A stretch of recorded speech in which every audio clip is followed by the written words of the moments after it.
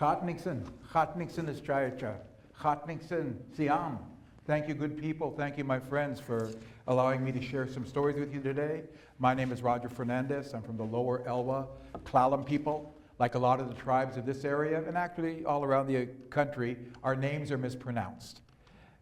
Our name is on the treaties S'Klallam, so I understand why they might not want to change the name right now. It's on the treaties as S'Klallam.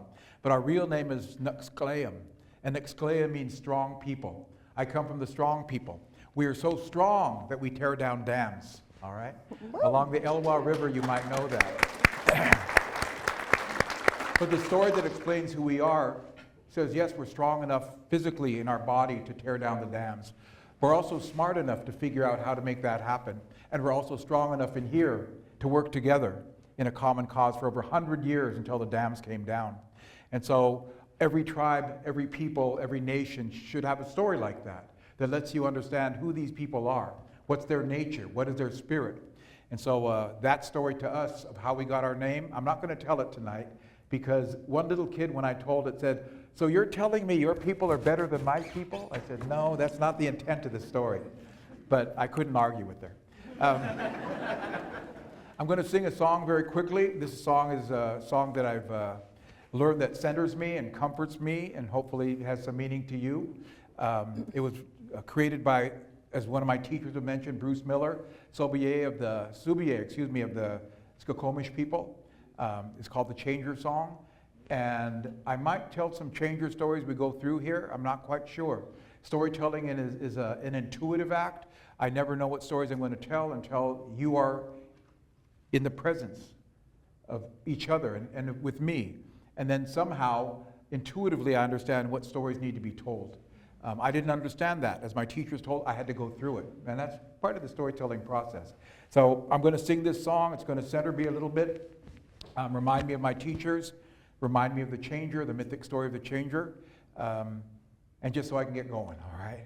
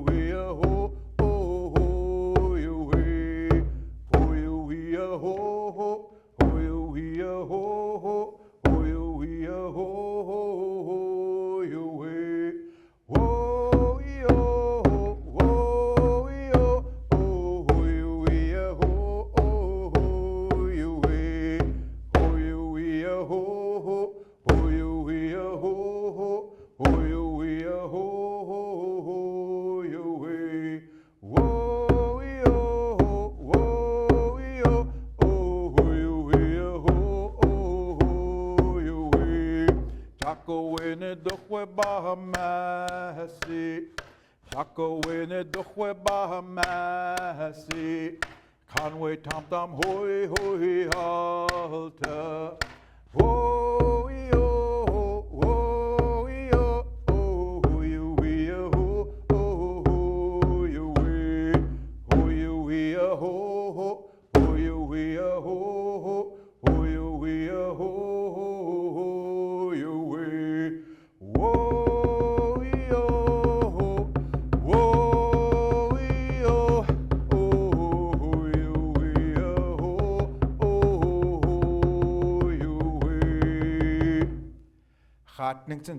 Thank you, good people. So, my nature is an artist's nature, I believe, which is a little bit of chaos involved. Because to me, art gives shape to the chaos. It doesn't control it. It doesn't change it. It just gives you some sense of what's going on here. So I just want to start with a story that hopefully will lead to more stories. I'm going to start with a very simple story I learned from one of my teachers. Whenever I tell you a story, I shift away from a presentation to being a teacher.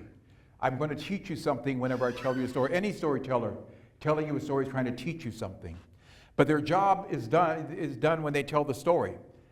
But the learning must continue because now you have a responsibility to reflect upon the story, to ask questions about the story, to wonder about the story, to think about the story.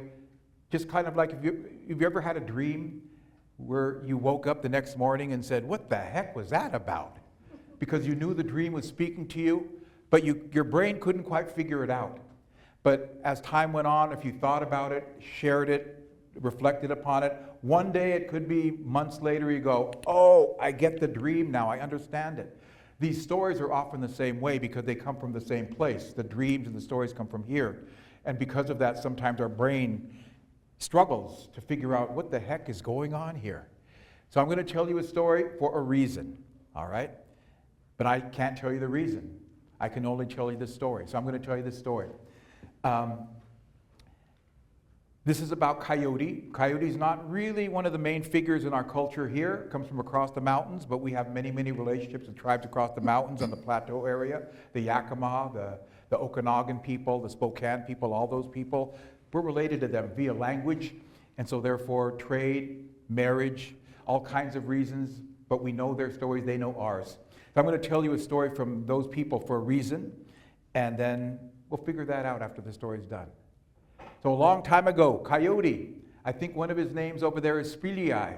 Coyote was standing in the woods, found a patch of sunshine. He was sitting in the sunshine scratching himself when his friend Badger, you know that little digging, looks like a little digging bear badger. Well, Badger appeared and walked up to Coyote and said, Coyote, why are you so smart? And Coyote said, what do you mean? And Badger said, well, all the animals, we were all talking, we all agreed, you're the smartest of all the animals. And we want to know why. Why are you so smart? Coyote thought for a minute and he said, well, because I eat smart berries. Badger said, smart berries? What are smart berries? Coyote said, those are the berries you eat that make you smarter. Duh. Badger said, well, where can I get those berries? I want to eat them too. I want to be smart. Coyote said, I don't think so. They're very powerful. They're very potent. You couldn't handle them. But Badger begins to beg and plead. Oh, please, please, I want to be smart like you. Tell me what the berries are. I know I can do it. I know I can handle those berries. And Coyote lets Badger beg for a while. Then he says, all right, come with me. And he leads Badger out into the woods. And they follow the trails a long ways out into the woods. And right by the trail is this big bush. And all around the ground, at the bottom of the bush, are these little brown pellets. And Coyote said, those are the smart berries. And Badger jumps down and starts stuffing them in his mouth, eating. Then he goes, Coyote, these aren't berries. These are rabbit droppings. This is rabbit poop. What are you doing? And Coyote said, don't you feel smarter already? And that is all. Coyote and the smart berries. So I told that to you for a reason. One, hopefully to get a little bit of a laugh, all right? But to explain a couple things before I'm going to ask you to reflect on the story. One is that a story is a story because something changes. The beginning of the story is one way, the end of the story it's another, right? Beginning of the story, Badger's begging to be smart like Coyote. The other end of the story, he's got a mouthful of rabbit poop, all right? Something changed, something happened within that story. Part of your effort to understand the story might be to reflect upon how did that change happen?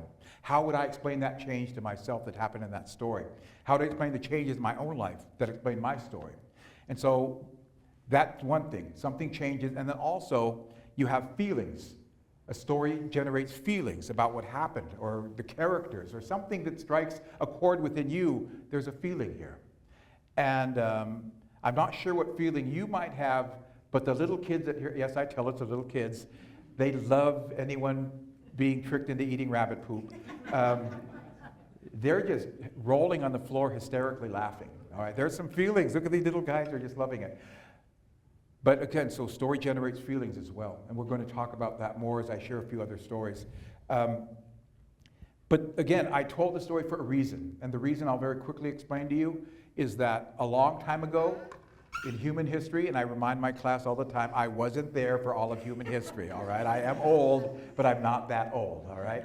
But just what I hear from the elders who heard from their elders and so on, was that if you had a big problem in your life that you couldn't understand, you couldn't solve, the problem was eating at you, it was troubling you all the time, and you thought about it, you worked, but you couldn't solve the problem. What you would do, and this is before cities, before even farming, before all these modern things we think about in terms of our culture, you would go to the old people in your village, the elders. You would go talk to the elders about your problem. You would sit with them and you would talk about your problem, whatever it was. You'd sit with them, maybe it problems with your neighbor or your work or your partner or just something in your life that you can't figure out. So you would explain this problem to them. And when you were done explaining the problem to the elders, they would usually say something like this. Let me tell you a story. And then they would tell you a story that had nothing to do with your problem. Or so it seemed, because you're talking about a problem with you and your neighbor, and they're talking about a chipmunk and a grizzly bear, right? And so what's going on here? Why are they doing that? They understood, our elders understood the power of metaphor, the power of story, the power of your ability to translate that story, to connect that story to things in your life, and maybe within that story, you might find an answer for yourself. The elder wasn't going to give you, they might, but generally if they're saying, let me tell you a story, they wanted you to find the answer for yourself. Now, that is how I operate in the way I share stories with people. That the elders knew something else. They knew you had the answer inside you already. You already held the answer to your problem. And so I do presentations for storytelling at treatment centers where Native people are struggling with the trauma that led to the pain, that led to the substance or the behavior, that led to the easing of the pain, but became an addiction. That's how I look at it, is how addiction is more than just the power of the drug or the behavior. It's something that you're trying to alleviate the trauma, the pain in your life, and now I'm trapped by that because my system is accustomed now to relieving the pain through this drug or this alcohol or through this behavior. So anyway, that's how I look at it. And so I share stories with them because somewhere in that story, in their struggle, somewhere in that story, I believe they might find something that will help them in their healing process. So again, even a story like this, I tell to the treatment center folks for a reason, but I'm not going to explain the reason. What I do is ask the audience. Oftentimes now in the classes I teach, we have this wonderful thing in Zoom, and we do it in classes too, is just talk with each other about what do you think that story taught me. But I also can do this, because I've been doing this presentation for a long time. Any thoughts on what that story might be teaching? There are various levels, so don't worry. And there's no right answer. I'm not looking for the right answer. I'm looking for your feelings. What is that story about? What does it teach? What did I learn from it? And there's so many things to prepare you for that. Like, you actually have to hear the story many, many, many times. You have to learn to carry the story in your own heart so that it can do its work in your heart. But that's beside the point. You can have an immediate response to the story too. So any thoughts about this story? What did you learn from this story about Coyote and the Smartberries? It could even lead to more questions. Yeah. My gut reaction was, I don't want to be like Coyote, but I also don't want to be like Badger. Really? Okay. I wanted to protect Badger and kind of yeah, okay. Coyote a little bit. So do you feel you might create an alternative story to that? Maybe adding something or changing something, which we're fully capable of doing. Okay, wonderful. Thank you for starting that, yeah. And you have a thought on this story or feeling? Yeah, I just kind of came away with it, being that no matter what experience, there's always something to learn.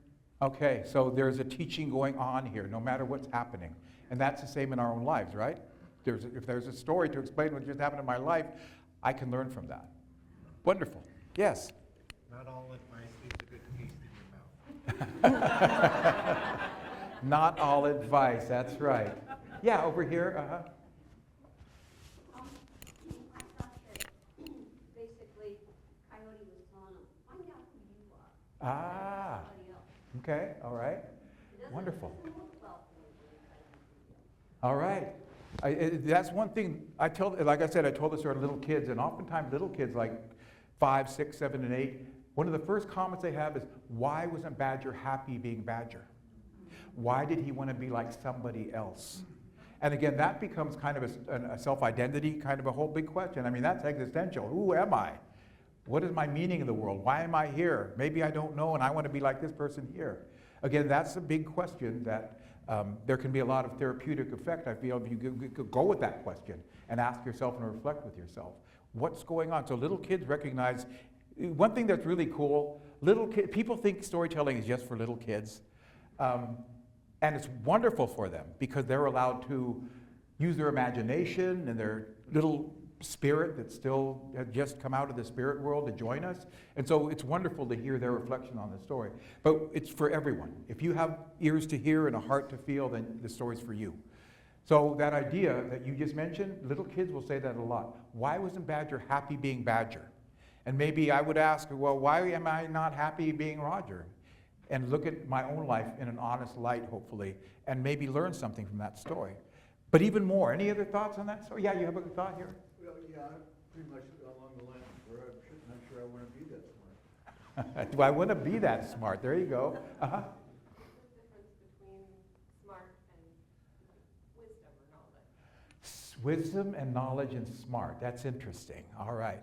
I read an article years ago that said, do you want a smart child or a good child? Depending on your answer, you have to teach them totally different ways. Which I said, well, you want both. But the author said, yeah, but you really have to focus as they're little kids. Do I want an honest child, a hard work, whatever the values that we want them to promote are, versus a smart child. My teacher, Bruce Miller, who I talked about earlier, always said, everyone you meet is smart. Never, ever doubt that. Every person you meet is smart and intelligent. They can do things that will amaze you. They can teach you things that you would never think, but they can teach you that everyone you meet is intelligent. That's not the question. How are they in here? Who are they in here? And so again, our people keep going like this. And we live in a culture, though, that goes like this all the time. So sometimes that's part of the struggle we have. I saw a hand here. Yeah, uh-huh. In the effort of trying to not be yourself, you can learn some painful lessons. In the effort of trying to not be yourself, you can learn some painful lessons. Painful lessons. Very good. Okay, good, good. And a hand here. Uh-huh. Sometimes, well, learning can be painful, and sometimes you have to eat meat in order to get to wisdom, right? 'Cause Okay, you have to uh-huh. Eat, right? To learn something, right? Yeah, and again, it's... Radical food, yeah. All right. Well, thank you for sharing those thoughts, because that's just a starting point. If you hear the story a second time, you might notice something different. Now, I was taught, again, by Bruce Miller and Sasha's grandmother, and grandmother, great-grandmother? Great-grandmother. Great-grandmother. They were such patient, loving teachers, kind, and they understood this guy that lived in the city, didn't really have the strongest cultural connections. They understood so much about me, but they were still patient and kind and understood. This is what he needs, and we will give him this gift that he's going to be able to share with other people, if he chooses to. So I appreciate all of that. So one of the reasons I'll tell you the reason I tell this story. I can't explain it to the people that I'm telling it to, but I will share with you why I do it, so you understand that I do have a motive behind it, a reason behind it, is that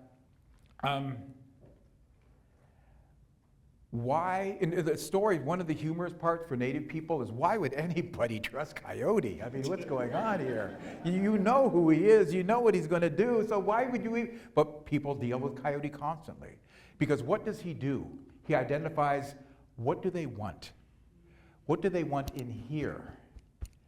And so, not here. In here, his brain's probably yelling, no, it's Coyote, get away from him. But somewhere deep in, he says he can get me, I can be smart like him. And so I want. This was, to me, again, when I explain what I see in this story, that's just for me, because I'm Roger, the third person Roger, and I just am a different person than each and every one of you, and you're different from each other and me. And so that is a wonderful, powerful thing, that we can learn from each other. We can see things we can't see with our own eyes. Someone else's eyes can explain something we can't see. And so in this story then, I want to be smart like Coyote. I want to be smart. Again, there's a whole, why? But that's what and Coyote knew this and said, okay, come with me, I'll get you some smart berries. And so as I talk to the people who are struggling with their addiction, what is the I want that overrides all their intelligence, that overrides the teaching their people, their family, that overrides all these things they were warned about? I want. And so again, these stories, you might hear this in a couple of the other stories I share tonight too. Is there that thing going on? I want. And is that really at the core of some of our big emotional struggles that we have today? Again, I'm not a therapist. I play one in movies, but I'm not a therapist. No, I'm not. But I'm a storyteller. And as I get reflective about the stories, because I think about them constantly, things become revealed to me that at one point we were all telling stories. You would be telling hundreds of stories from your family and your community and your culture. And in the process of doing that, you would be philosophical. But now, many of us are philosophical, but it's a different kind of grounding for me. That I'm talking about the philosophies that come from my ancestors, that I don't have to come up with by myself. They figured it out a long time ago. They put in the stories. I learned the stories. I absorb those philosophies. I absorb those emotions and feelings and values. And I feel so much more secure in the world. I really do. So again, a simple little story like that, okay, rabbit poop, coyote. Let's see if I can elevate the level of sophistication here just a little bit, all right? I'll mention that because I'm glad my wife showed up. Fern, just stand up for a second, please. She's also a storyteller. She's from the Dakota people. She is doing very important work for her people. Her Dakota people, their traditional homeland was right along the Mississippi River in St. Paul, Minnesota, Minneapolis. But after the war they fought against for their own nation, they were removed from their homeland by the Mississippi River and put to South Dakota, hundreds of miles away.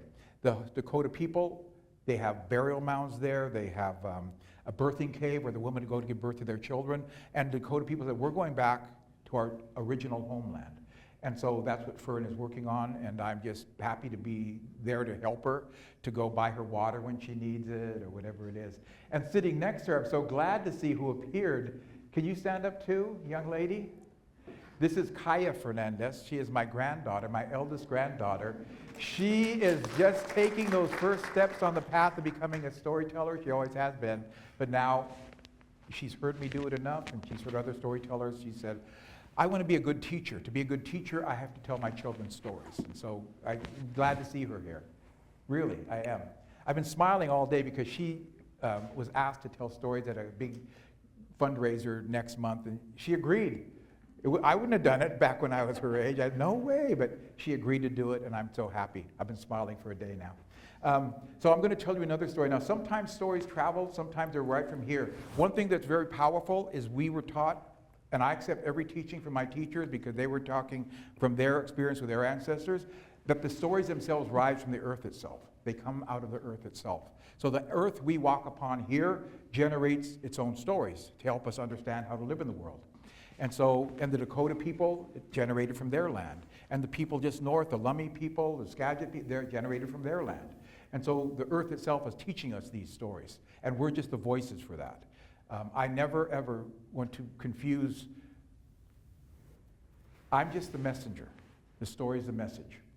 And I'm obligated to share these stories with anyone who wants to hear them. So I'll tell you a story that comes from this area. I illustrated a book for the Samish people up by Anacortes, that area, the San Juan Islands. And illustrating that, I had to learn the story pretty well to be able to generate imagery that would go with the story. But it stands alone. The story stands alone. And I'll tell it to you now. It's about transformation. And I'll ask maybe a couple questions when I'm done with this story. All right. A long time ago in a Samish village up to the north, there was a young woman. And the young woman's name was Taqwšəblu. Taqwšəblu was her name. And Taqwšəblu was beloved by her people. They loved her because Taqwšəblu was hardworking and generous and respectful. She took care of the elders. She did all the things that the people needed. And Taqwšəblu, they saw, someday this woman, she'll be our leader because look at how she behaves. She behaves in such a way that we all benefit from her. And so Taqwšəblu, they thought highly of her. And so one day Taqwšəblu and the other young women were down at the beach and they were gathering shellfish. They had baskets and they were gathering clams and oysters and mussels. And Taqwšəblu was in the water, up to her ankles, and she saw a shellfish she had never seen before. It was shining and sparkling. She'd never seen it before, so she reached for it. When she reached for it in the water, it moved away from her. It moved deeper into the water.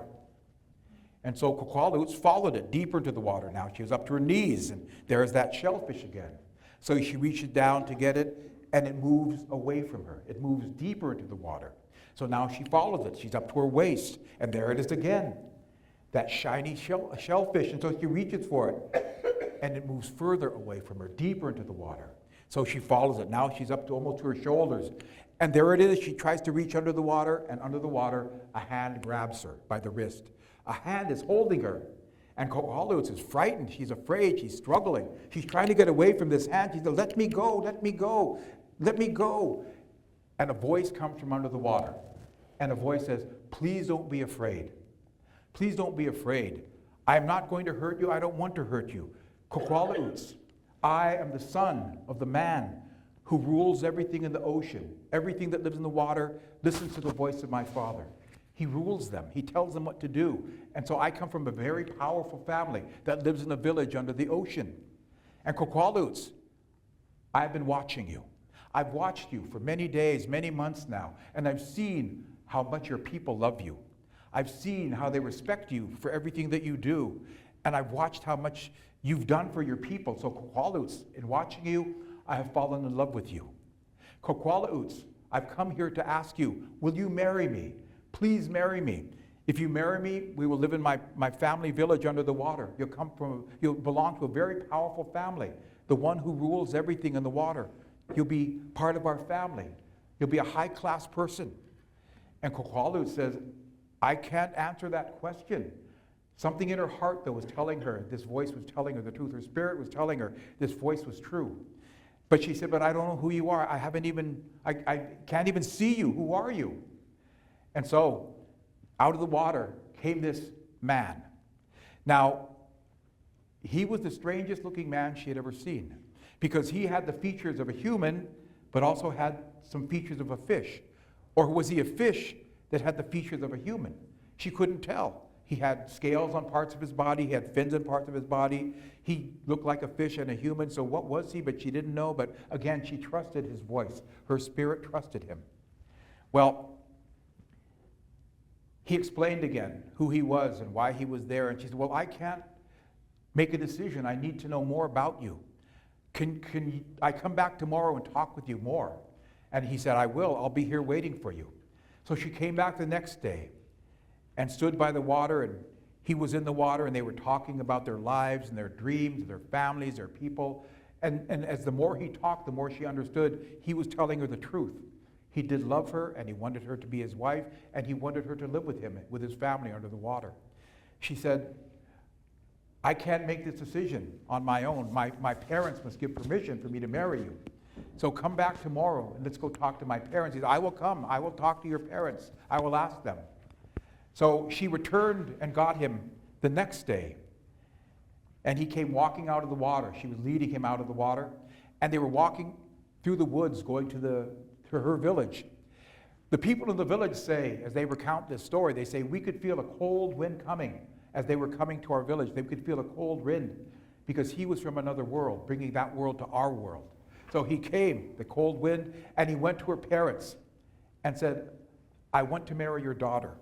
And again, he explained the power of his family, a high-class family under the water. Everything listens to the words of his father. She'll be a powerful, wealthy woman. She'll come from a high-class family, and please let me marry her. I will take good care of her. And the parents said, no, no. You may not marry our daughter. You cannot marry her. First off, we've never met you before. We don't know who you are. We've heard your stories, but we really don't know who you are. Second, you look very strange to us. We can't tell if you're a fish or a human. We really don't understand who you are. And third, you would take our daughter away from us. You would take her back to your village under the ocean. We'd never see her again. And that we could not bear. So no, for those reasons, you may not marry her. And Coqualudes said, please, I want to marry him. Because again, now her heart believed everything he said. She could feel that he loved her, and she loved him in return. Please, I want to marry him. I want to marry him and be his wife. And they said, no. Young man, go back to the ocean. Go back to your people. Don't come back. You may not marry our daughter. And so the young man was leaving. Before he left the village, he turned and said, I accept, but something will happen. And then he left and went back into the water. A few days later, the fishing people, the fishermen, noticed their nets were empty when they pulled them out of the water. And they would go different places where they would always catch fish, but now the nets were empty. There were no fish in the water. The women who would gather the shellfish on the beaches, they came back with empty baskets. There's no shellfish, no clams, no mussels, no oysters, nothing. The beach is empty now. And they noticed, the people noticed the water on the land, the fresh water they would drink, had turned dirty and salty and bracken, and so they couldn't even drink the fresh water anymore. And the people got together and said, we know what happened. We know what is happening here. We must talk to Taqwšəblu's parents. And so they went to Taqwšəblu's parents and said, you must let your daughter marry this man. Do you see what has happened? There's no fish, there's no shellfish, there's no clean water. You must let her marry him. And the parents said, we understand. We understand. Bring him back to us. And so that young man was called out of the water again. He came back, and the parents said, we will allow you to marry our daughter. Give you permission if you guarantee one thing. She may return one day every year to visit us so that we know that she is well. We know that she is happy. We know that she is loved. And she knows that we love her.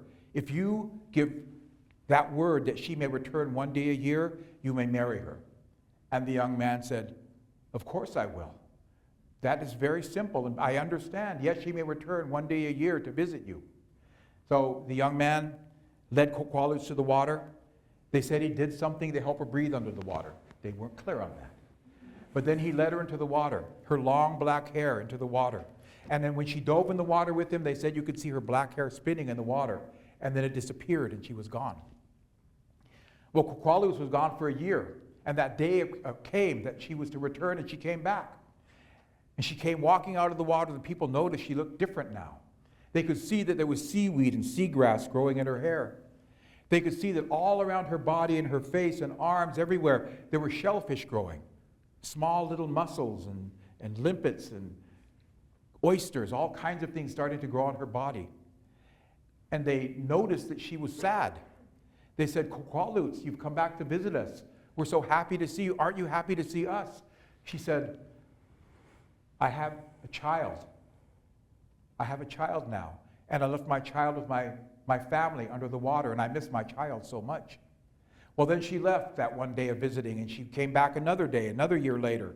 And more seagrass and seaweed growing in her hair. More and more shellfish growing all around her body, all over her face as well. The people were getting a little bit worried because she didn't look like who she used to be. They were worried, but they were happy to see her.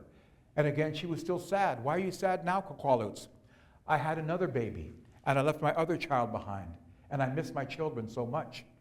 This happened 2 more years, so after 4 years, the parents said, Taqwšəblu, you do not have to come back and visit us anymore.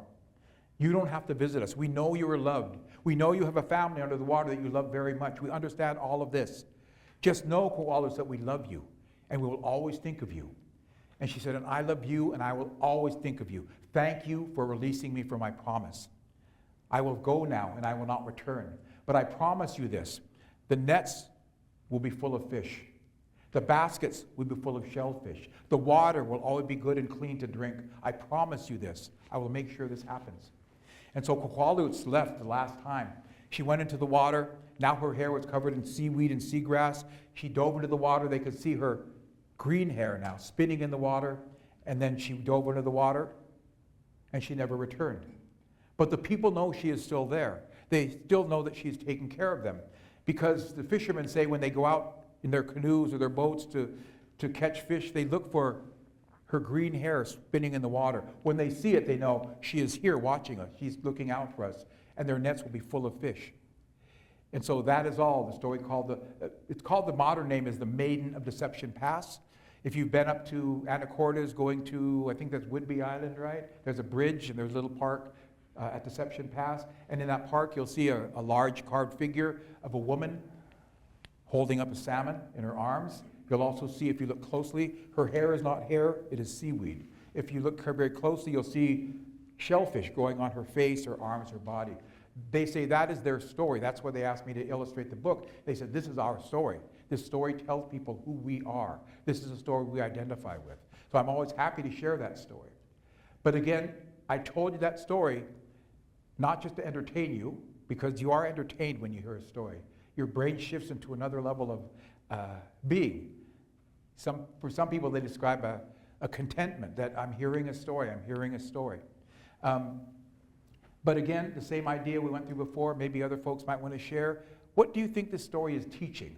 What does the culture that tells their people this story hope the people will find within that story? What did you see and find? What did you feel in this story? Any thoughts, feelings on this story? Taqwšəblu, the Maiden of Deception Pass? Yeah. Reciprocity between the people and the land. Did I hear you say the word reciprocity? Yeah. Okay, explain that, and what part of the story do you use that word? Well, they had to give something that was so precious to them. The mother and father had to give their daughter to the sea in order to Okay. continue. You've just done a wonderful job of helping me, again, to maybe talk a little bit about, within the stories are these kind of things, these words and these feelings, these behaviors and beliefs that we want people to understand. Well, here it is in the story. We want you to behave as the young woman did, as the family did. We want to model that within the story. So that's a very powerful part of storytelling. What are we trying to share with people through the story that tells about who we are as an individual or a people? And so thank you for starting that. That's a wonderful word too, reciprocity. I've heard it. I think I know what it means, but now I know what you're talking about, okay? Any other thoughts about this story? Yes? You're gonna have to Google that one, right? Yeah, uh-huh. I just wanted to, I guess, share some thoughts about that story. My name's Eric Day from the Swinomish tribe. My ancestral name is Stolze. And not only is that a Sanish story, but it's part of my lineage from my mother's side. Grandma Nora Edwards. She used to tell us stories about like how she traveled in the canoes like we do on tribal journeys. But she didn't do it for a journey. She did it to do the things that our ancestors did, to go gather the seafoods and go from place to place and have motorboats when she was a kid. And she always told us that whenever they got to Deception Pass, that she would have to cover herself up in a blanket. Because our family lineage traces back to Taqwšəblu. And the parents were afraid that she would come and take her from them, so she would have, like I said, she'd have to cover up with a blanket all the time. So that's also a Swinomish. Okay, thank you, story thank as you. well. And I guess as far as like, I mean, it comes out differently per person. I say it a little bit differently. I tell the story a little bit differently, but it comes out the way it's supposed to come out, and that's good. And but what I think about, is like what she did for us as Swinomish people, and as well as the Samish people.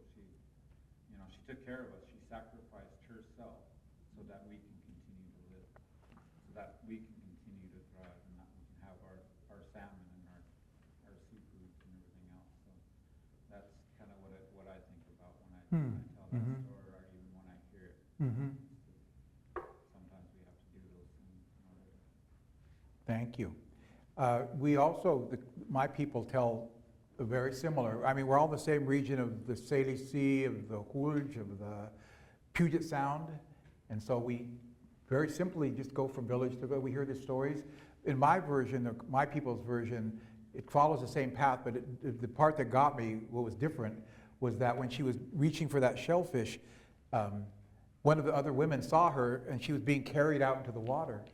And they said, forget her name in our story, but they said, you're going too deep, you're going too deep, come back, come back. She says, I'm not doing it, something is taking me away. And I said, whoa, that's kind of ominous. But we all have, I won't say access and permission to take each other's stories, but they influence each other. And so the same idea. And that's where the mythic element of it might come to play, because again, I always hesitate giving my reflection on it, because so many people believe, well, he knows the story, he must know what it means. I only know what I think it means. But the idea of what he said, that she sacrificed for her people, she left them, and then they had to make some hard decisions about that. I know some of the classes and even some of the young children say, well, that guy kind of like blackmailed everybody. If you don't give me your, I'm going to take away all these things. And it's just an interesting path to go down, reflective in terms of what's going on in this story. I'll say this, that I've taught this class at the university, and not all, but several young women have pointed out the woman does not seem to have her own agency, that she's not making her own decisions, that she's reacting to other people's requests, and she's reacting to other people's demands, and that she's not doing this herself. And I'm not, have not been raised in the woman's culture, so I can't speak to that. But I think I understand where they're coming from in terms of their contemporary life and women not having, historically in this culture, the agency to make all kinds of decisions. And so, but again, it's hard to take one culture and compare. But at the mythic level, there's something going on there. You might have heard of the hero's journey, which is a very powerful mythic story that all cultures tell about transformation. And it ends with a battle. That's what the hero does. They fight a dragon, they fight a war, they save someone in a flood or whatever it is. And so there's a battle being fought. And it's about transformation, powerful transformation. This story, powerful transformation happens, but to me, there's no real battle going on. It's something that is, I'm not even sure of the word. It's a part of progression of her life that now she is transformed into something powerful. Someone way different than the beginning. She might have some of those characteristics, but she's a very different person now. So again, our stories are about change and transformation. I started with a song called the Changer Song.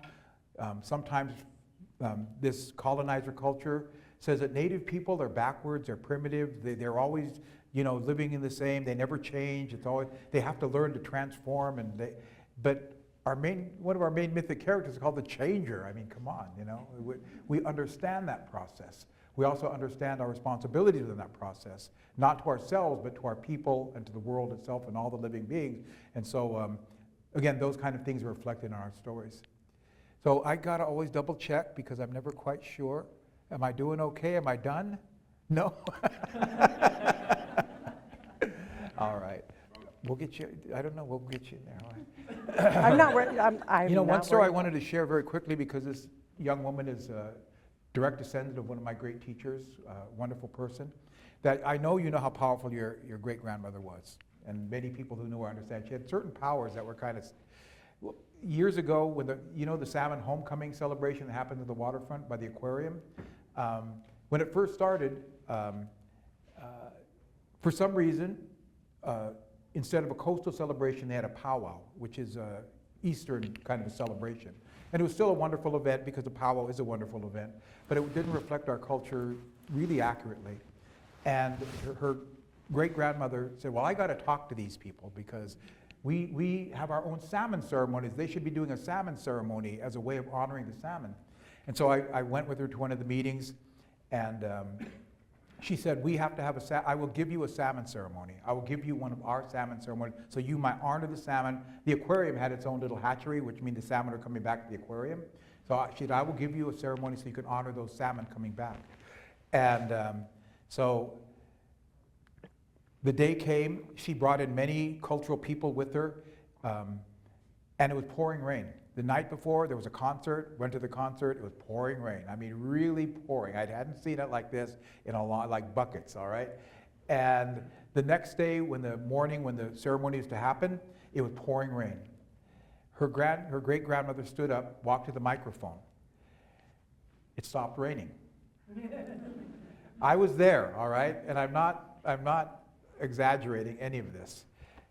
It stopped raining, the clouds parted. Because I remember she turned and went to the sun, thank you for being here now. Thank you for being here. You're welcome to be with us now. And then she turned, said the words, then the ceremony happened, and then when everyone sat down, when she sat down, the clouds came back, started pouring rain again, and I was sitting there thinking, I wish I could do that. Oh. But that was her power. She had so much power. And her family, in all the work they do, in the language and the ceremonies, they've continued her work, and so I put my hands up to that family because they do so much.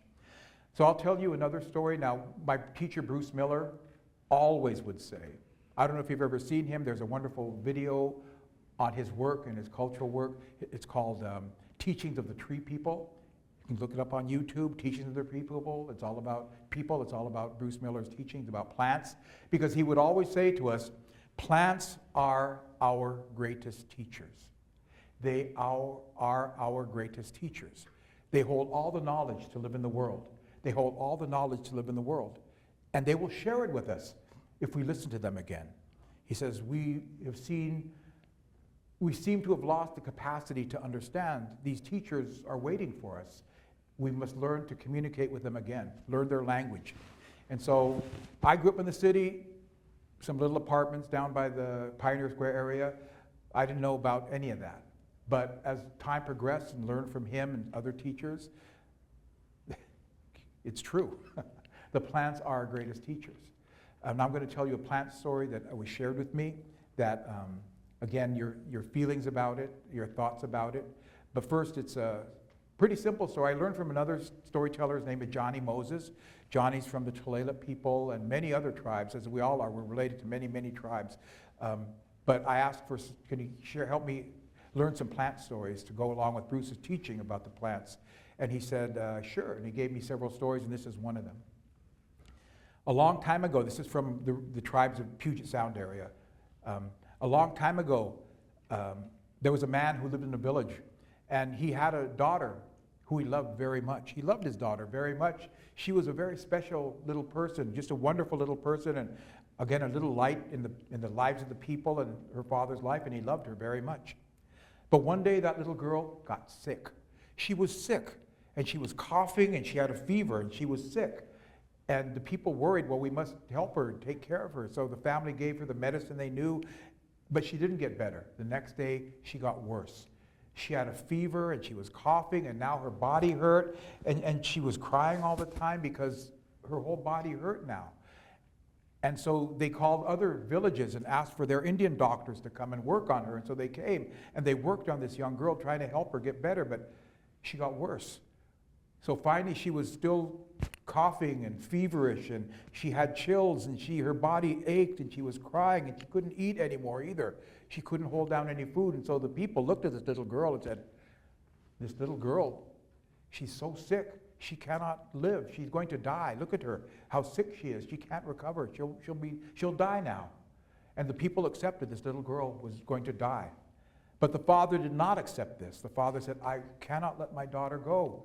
And so that night before he went to sleep, he prayed. He prayed to the ancestors. He prayed to the spirit for some way to help his daughter. While he was asleep, he had a dream, and in the dream a voice came to him. And the voice said, I will teach you a song. I will teach you a song, and you must learn this song. And then when the morning comes and you wake up, sing this song and leave your house. Keep singing that song. Leave your village. Keep singing that song. Go up into the mountains. Singing that song as you go.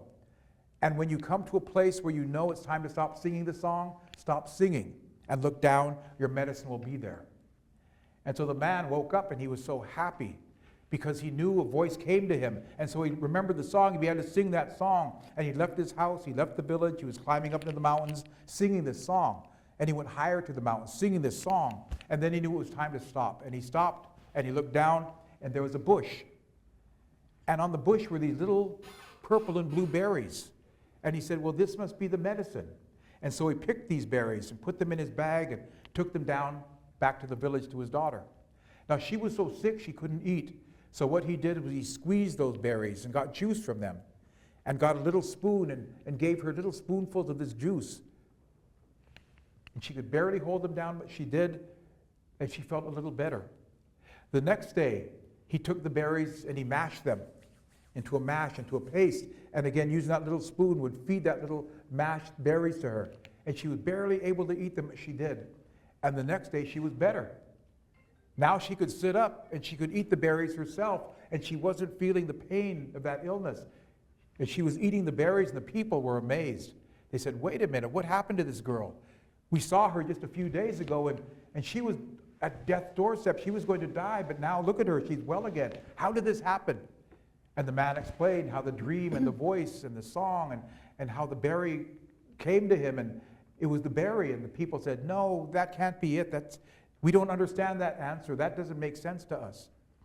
So the man didn't know what to say.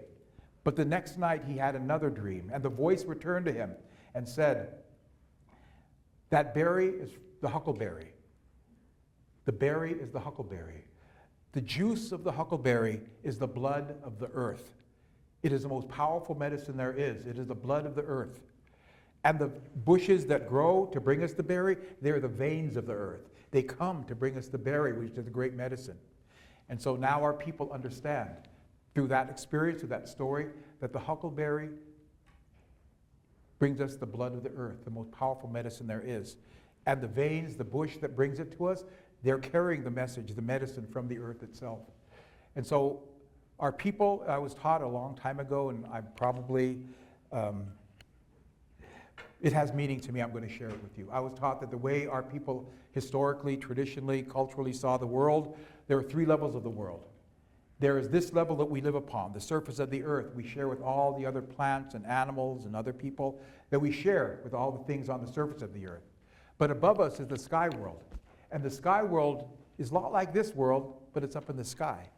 And so there's a sky world as well. And then underneath all of this, underneath the earth is the spirit world, where the voices and the spirits live.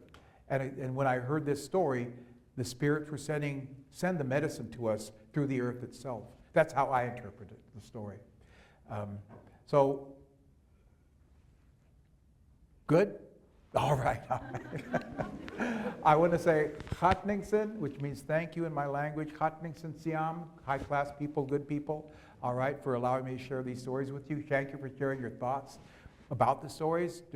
I know there's so much more you could say, but it's just kind of the beginning. I hope that you recognize whenever a storyteller tells you a story, they're teaching you something. But they're not supposed to teach you what's in the story, because that's for you to find, and it's there for you. And so anytime you hear a story, one of the greatest stories in the world, I've done presentations for ESL classes in different colleges, and I ask, so do you know any stories from your culture? And I hear this over and over again. And this is from India, and it's from Africa, and it's from different parts of the world, in Brazil. They say, well, we do have this story about these 3 little pigs. That story has traveled around the world, as sometimes stories are meant to do. And that story means, the popularity of that story is for a number of reasons, but part of it is I believe it has a powerful teaching within it. It's not just about 3 little pigs and a wolf, all right? It's about something else. But that's your job to figure that out. So again, thank you for letting me share these stories. Thank you for your insights, and I hope to see you all again. And I'll turn it, I don't know how you want to introduce you, but it'll work. Thank you. Thank you. I also want to just say thank you so much for it. I haven't heard the story of Maiden of Deception Past told since my great-grandmother was alive and told it to me. So that was amazing and incredible. Thank you. I also want to pull, I've been thinking about this. I was like, no, don't do it. I know I have some things to share and read, and I promise I will.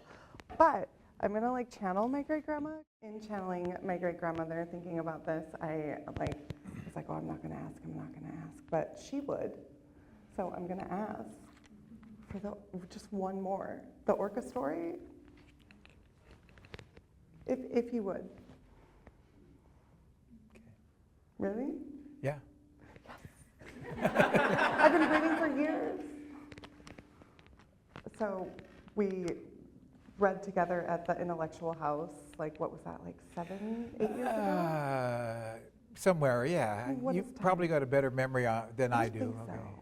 so. Okay. But it was the first time I heard this story, and I even brought it up to my mom the other day, months ago, and I was like, do you remember that orca story? And she was like, no? What are you talking about? And then she was like, yeah, it seems like you need to talk to this storyteller about it.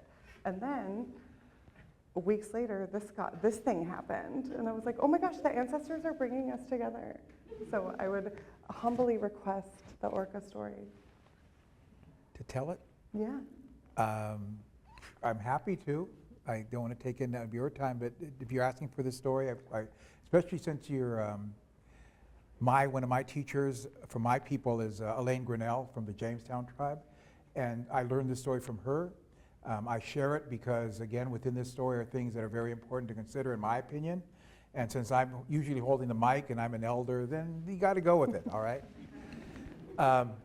This is a story, again, I know that it's told all around Puget Sound in different ways. I learned this one from Elaine Grinnell, and it's about a big man. He was in a S'Klallam village, a very big man. You might say he was a giant. He was huge, as tall as the houses, a very big man.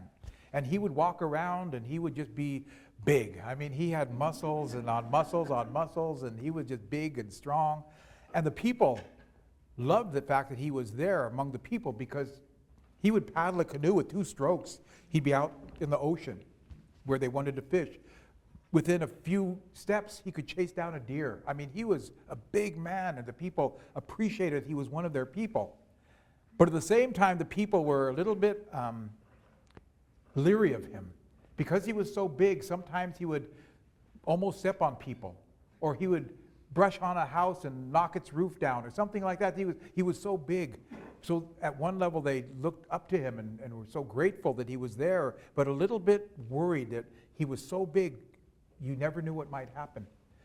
Well, regardless, one day they say he met this young woman in the village, and she was a small, slender woman. She would wear her beautiful cedar regalia, and she was a basket maker.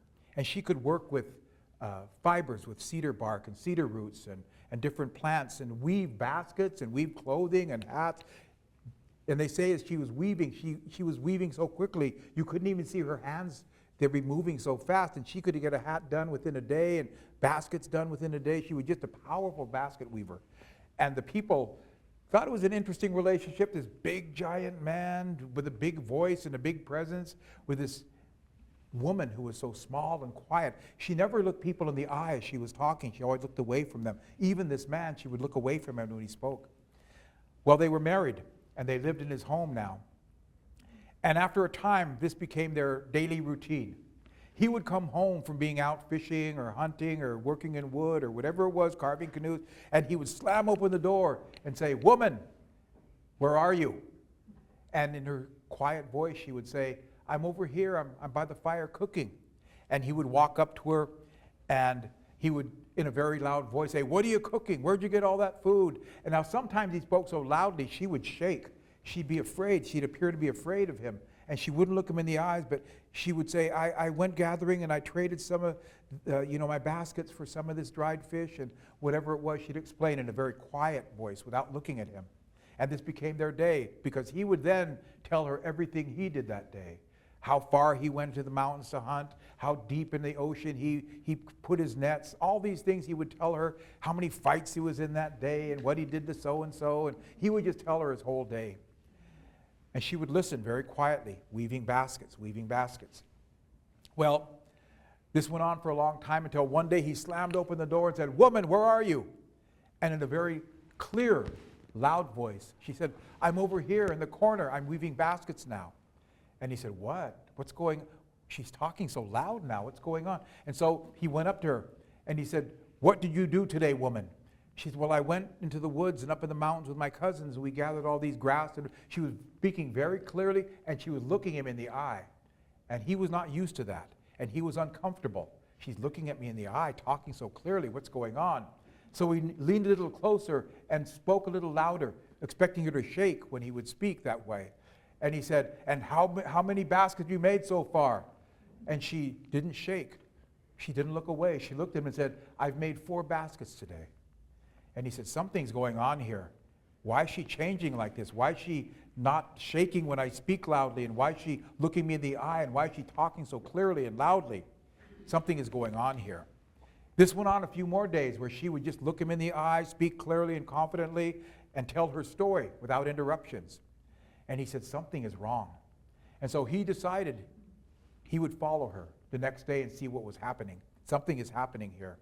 And so the next day, he said, "I'm going out fishing. I'll be gone all day." But then he hid in the woods outside the house and watched. And a little later that day, she came out of the house wearing her most beautiful regalia, cedar capes, cedar skirt, cedar hat, everything beautiful. And she was carrying a basket. And she left the house and walked through the woods, and she walked to the beach. And he was following her quietly from tree to tree, following her. And then he saw her go to a big rock right by the beach, and she went to the big rock, and out of her basket she took a little cedar mat and unrolled it, put on the rock, and she sat on that cedar mat. She was facing out to the ocean. And she began to sing a song he had never heard her sing before. It was a beautiful song. She was singing this song over and over again, singing toward the ocean. And he was hiding in some grass by the sand dunes by the rock, and he could see something moving out in the ocean. And he looked, and he could see it was a killer whale fin. It was a killer whale fin. The whale was coming closer and faster, coming closer towards her. It was coming so fast and heading right towards her. He was worried that whale was going to attack her.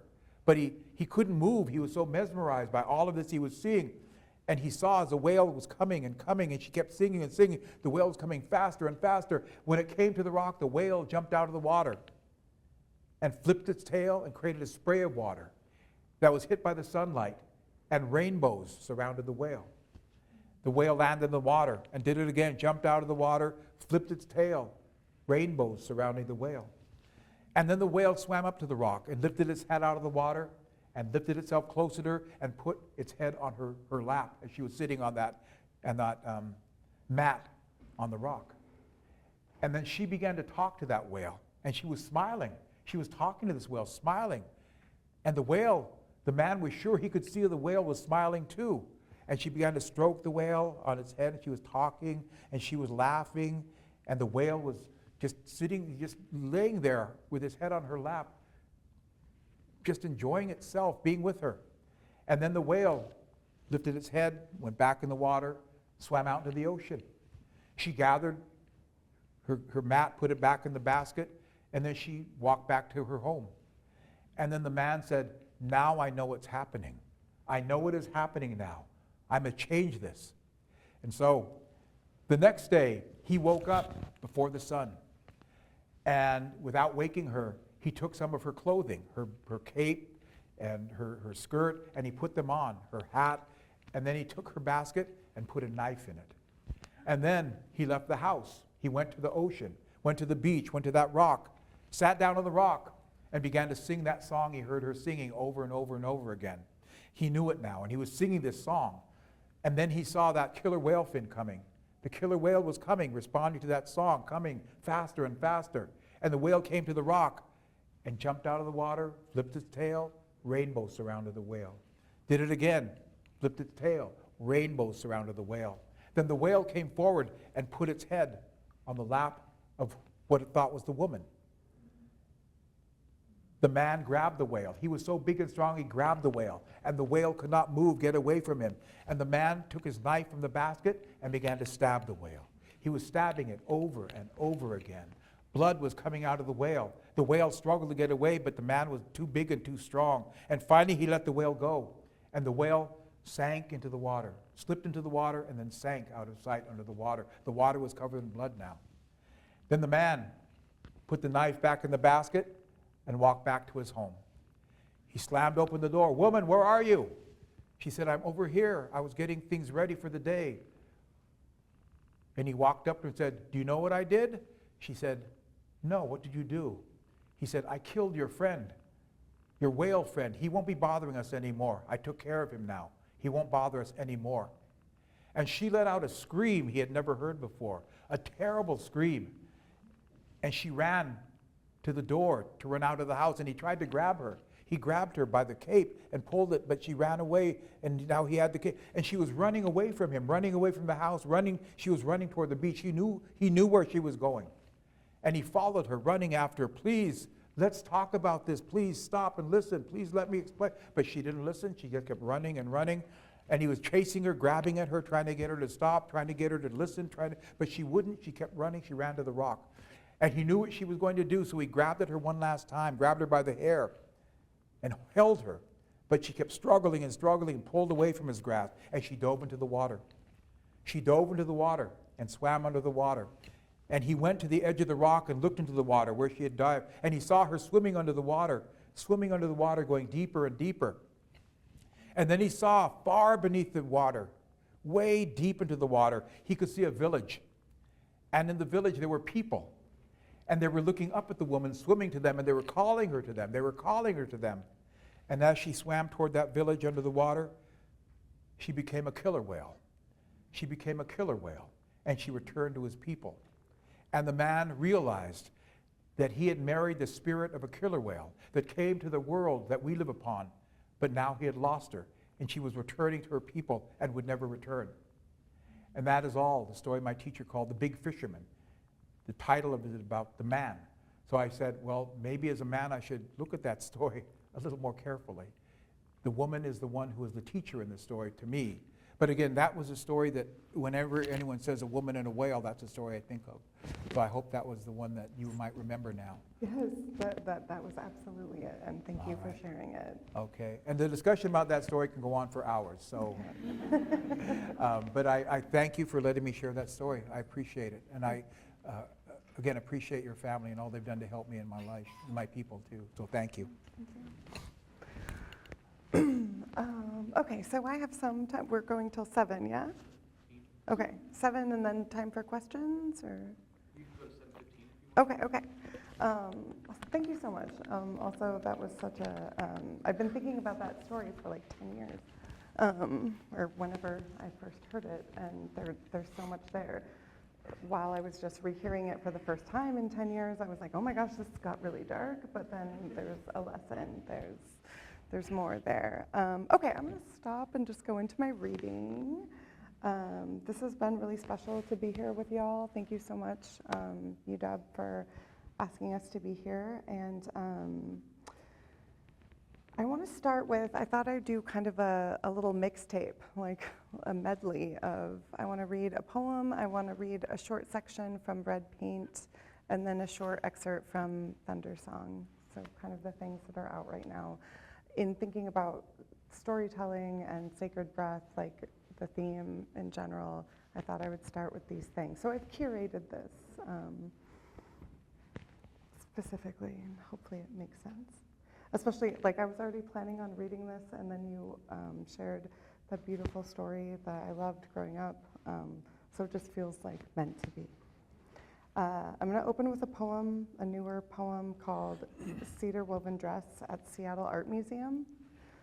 And it's about my connection to my great-grandmother, and there is a beautiful case at Seattle Art Museum that has a cedar woven dress that she wore, and my poet friend said you should never give disclaimers, but I'm like, this one deserves a little bit of a disclaimer. This is like a literal dress that exists that she wore that I go visit, and the poem is about that. Hell yeah, yes, love it. Okay. Coyote, is that you? Right?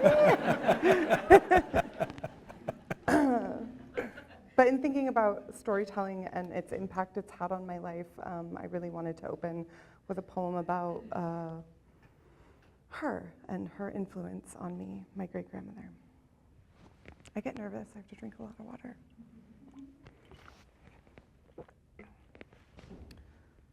A cedar woven dress at Seattle Art Museum. The year I am born, they carve a maiden from the trunk of an ancient tree.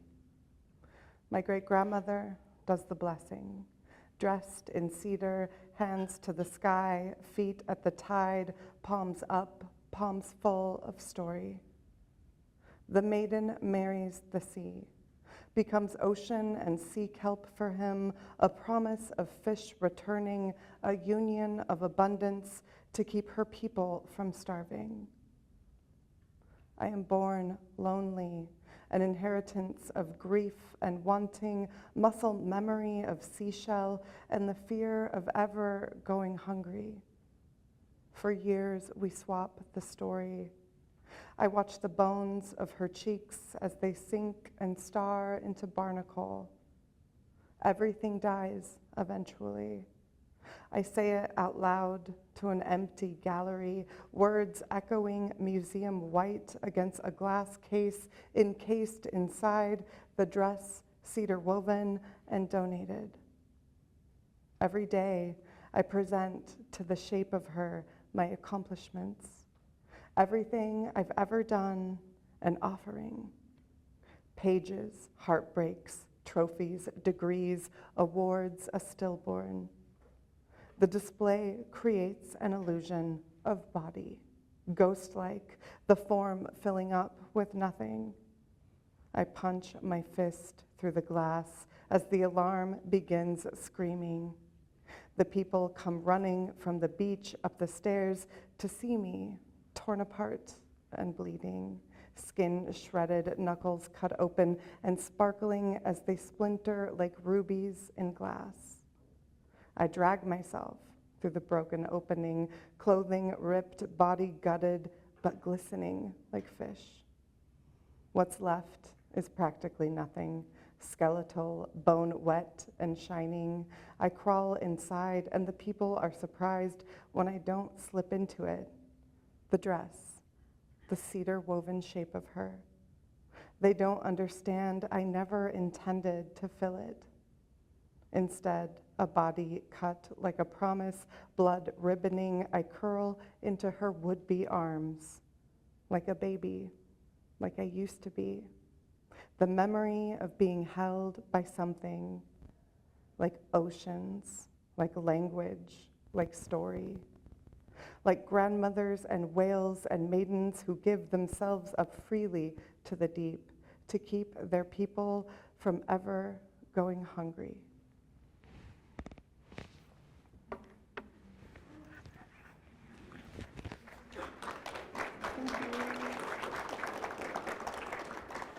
And I'll just read a short, I know we have like limited time. I'll just read a short excerpt from Red Paint and then share some from Thunder Song, like the new work.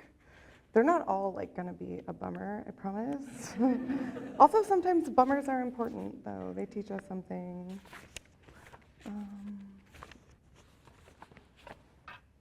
Okay, so this comes at a particular moment in the memoir where I have finally gone to a place where my ancestor, a woman called taqwšəblu, lives, and it's really empowering for me to stand in front of this space, but also very emotional. So I'm just going to read a short excerpt.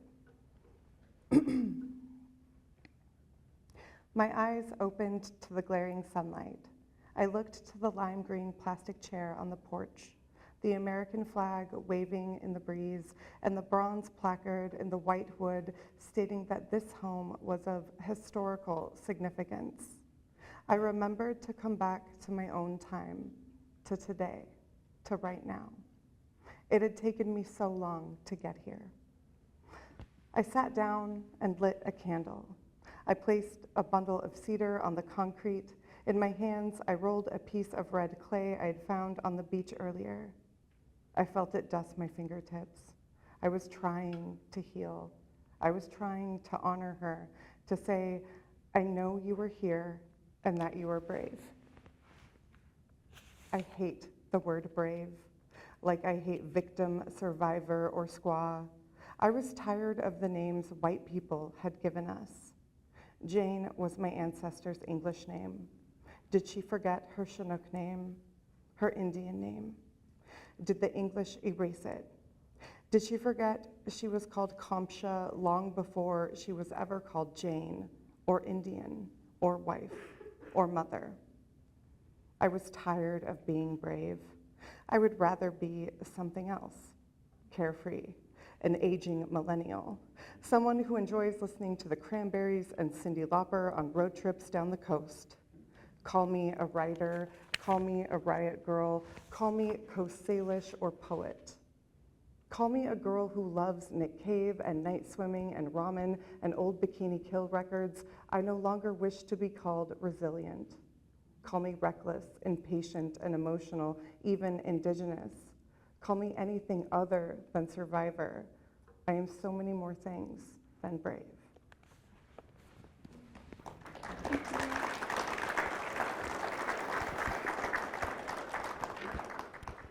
I will finish with, not the full thing, but in thinking about the importance of storytelling and the impact it's had on my life. In the new essay collection, I have a piece called Yahau, which is one of my great-grandmother's stories that she told that had a huge presence in my life growing up. Like, it's just one of those things you hear again and again, and as an adult, I look back at my childhood and I was like, I was so rich. Like, we weren't rich. Like, we lived in a trailer in the woods in the middle of nowhere. But like rich in story and rich in family. And so looking back at this, I'm like, this is so important. I give way too many disclaimers. I'm gonna work on that. And I probably won't read the full thing for time, but I'll get through as much as I can. So this is called Yahau. The Creator has left the sky too low. We're going to have to do something about it. And how can we do that when we do not have a common language? We can all learn one word. That is all we need. That word is Yahau. That means to proceed, to go forward, to do it. Taqwšəblu by Hilbert from Lifting the Sky. In the winter of 2020, I drove to LaPointe with my partner. We wanted to stay next to the ocean for a weekend. We rented a cabin on the beach. We brought candles, board games, and rain gear. Of course, the Washington coast was dark and stormy in February, but our little cabin had a big bathtub and a fireplace. We watched the sky fall dark and heavy into the ocean. We enjoyed the storm from behind the glass of the big picture window and felt safe. Our first morning in the cabin, we woke and made coffee. The storm had dissolved into a light drizzle overnight, and we took the break in weather as an opportunity to explore the beach, the day already heavy with fog. We walked the length of First Beach, down to the rock wall of the jetty, and climbed up onto the wet black stones. I pointed to the island in the distance and the tall trees enveloped in mist. Elder Island. This was a sacred place. Before the land was stolen and the settlers came to this coast, the Quileute people buried their dead in the branches in burial canoes. When we lost my great-grandmother in 2008, I didn't know what to do. I had fallen so deep into my own grief, I worried I might never climb out. At night, I closed my eyes and saw every memory I ever shared with her, and I slept. I slept for days and weeks. I tossed and turned beneath my blankets, buried in my mourning. I dreamt of waves crashing over me and whales swimming above me. When I couldn't take it anymore, the nightmares and the sea that had become my bedroom each night, I drove to LaPointe. I rented the same cabin on the water that we stayed in now. I unpacked my groceries and tried to write. But eventually I gave up and walked out into the rainy night. I remember standing at this jetty and crying out to the ocean, like the water could somehow answer me. But all that came to me was the storm, those clouds, black and heavy. My partner never got the chance to meet my great-grandmother, so as we made our way back to the cabin, I told him stories. I told him how I carried her name, our Skagit name, and how because of this, growing up, people would recognize me, taqwšəblu's namesake, strangers would say excitedly, like I might somehow carry some of her with me. I told him about the tattoo I got the week she passed, the Lushootseed letters inked in bold red, spelling out our shared name, and about my trip out to this very beach alone, how I had grieved right here next to these waves. And he asked me to tell him one of her stories. I can't do that, I explained to his disappointment. My great-grandmother was a storyteller. It was her gift, not mine. When my great-grandmother told our tribe stories, she not only expected you to listen, but expected you to participate. Her storytelling was active. It was alive and loud. It had a heartbeat. In her backyard in South Seattle, facing the airfield, she held big gatherings. While the salmon baked on ironwood stakes, my cousins and I played in the yard. We ran through the garden and slid down the hill on makeshift sleds our uncles had built for us out of cardboard. We picked berries and snuck grapes. We got grass stains. But when we heard the booming command of Grandma's voice, we came running. The backyard quieted. Even the planes overhead seemed to respect the oral tradition, and for the brief length of story, the planes flew elsewhere. We all listened. Back inside the cabin, my partner and I listened as the rain hammered down on the roof. We began cooking. While looking up a recipe on our laptop, we saw news about the coronavirus.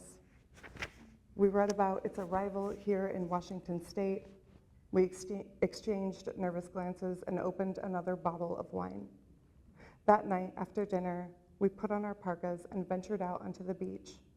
Bundled up and full, we climbed out onto the mountains of driftwood.